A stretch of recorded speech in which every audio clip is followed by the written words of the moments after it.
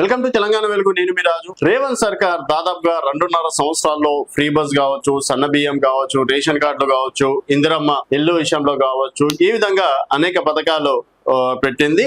And ఇప్పుడు ఇంకోటి, గతంలో కేసీఆర్ ఉన్నప్పుడు రైతు బీమా, రైతుల కోసం 5 లక్షల రూపాయలు రైతు బీమా పథకాన్ని ప్రవేశపెట్టడం అనేది జరిగింది. ఇప్పుడు రేవంత్ రెడ్డి అదే తరహాలో తెలంగాణ ప్రజల కోసం 5 లక్షల బీమా అనే కొత్త పథకాన్ని తీసుకురాబోతున్నారు. సో తెలంగాణలో మరో కొత్త పథకాన్ని అమలు చేసేందుకు రేవంత్ రెడ్డి సర్కార్ కీలక అడుగులు వేస్తుంది. ఒక్కో కుటుంబానికి 5 లక్షల జీవిత బీమా కల్పించే ఇందిరమ్మ కుటుంబ జీవిత బీమా పథకాన్ని అమలు చేస్తుంది. సో దాని పేరు వచ్చేసి ఇందిరమ్మ జీవిత బీమా.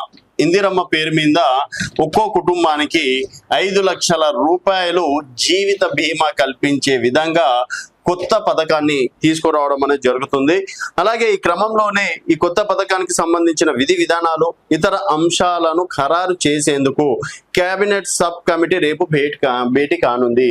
సో రేపు ఆల్రెడీ కేబినెట్ సబ్ కమిటీ భేటీ కానుందని చెప్పేసి కూడా చెప్తున్నారు.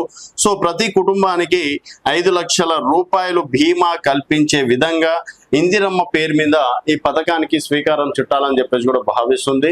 సో గతంలో 5 లక్షల బీమా పథకం కూడా కేసీఆర్ కి ఒక మంచి పేరు తీసుకొచ్చింది. ఎందుకంటే ఆపదలో ఒక రైతు ఎమర్జెన్సీలో చనిపోతే దాదాపుగా నెల లోపలనే వారికి 5 లక్షల రూపాయలు రావడం, సో ఆ కుటుంబానికి ఒక పెద్ద కొండంత ధైర్యం కూడా ఆ పథకం ఇచ్చేది.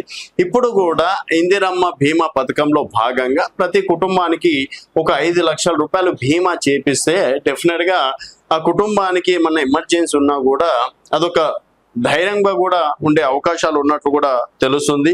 దీనికి సంబంధించి రేపు కేబినెట్ సబ్ కమిటీలో ఈ కీలక నిర్ణయాన్ని తీసుకోబోతుందని చెప్పేసి కూడా చెప్తున్నారు. సో జూన్ 2కు సంబంధించి రాష్ట్ర అవతరణ దినోత్సవం సందర్భంగా 3 నుంచి 4 కొత్త పథకాలకు కూడా రాష్ట్ర సర్కార్ స్వీకారం చుట్టబోతుందని చెప్పేసి కూడా చెప్పుకోవచ్చు. మరి అందులో భాగంగానే ఇందిరమ్మ బీమా పథకాన్ని కూడా తీసుకొచ్చే అవకాశాలు ఏమైనా ఉంటాయా అంటే అవుననే చెప్తున్నారు. సో మొత్తానికి ఈ పథకాన్ని ఈ ఏడాది బడ్జెట్ సందర్భంగా డిప్యూటీ సీఎం బట్టి విక్రమార్క ప్రకటించారు. సో ఈ ఏడాది బడ్జెట్ లో కూడా ప్రతి కుటుంబానికి బీమా కల్పిస్తామని చెప్పేసి కూడా గతంలో చెప్పడం అనేది జరిగింది. ఇప్పటికీ ప్రధానమంత్రి బీమా యోజన కింద సంవత్సరానికి 300 రూపాయలు, 400 రూపాయలు ఈ విధంగా చెల్లిస్తే వారికి కూడా 3 లక్షలు, 5 లక్షల బీమా ఆల్రెడీ సెంట్రల్ గవర్నమెంట్ నుంచి కూడా ఉంది. అదే విధంగా ప్రభుత్వం కూడా కీలక సంస్థలతోటి ఒప్పందం చేసుకొని ఇక్కడ ఇందిరమ్మ బీమా పథకాన్ని ప్రవేశపెట్టనున్నారు. సో ఇది గ్రామీణ ప్రాంతాలలో కూడా ఒక మంచి మంచి పథకం అని చెప్పేసి కూడా చెప్పుకోవచ్చు. ఇప్పుడున్నటువంటి సిచ్యువేషన్ లో అనారోగ్య సమస్యలు కావచ్చు, ఎప్పుడు ఏం జరుగుతుంది అనేది తెలియని విషయం. ఇలాంటి సమయంలో ఒక కుటుంబానికి బీమా చేయడం, చాలా వరకు ప్రైవేట్ కంపెనీలు కూడా బీమా చేయించుకుంటున్నాయి.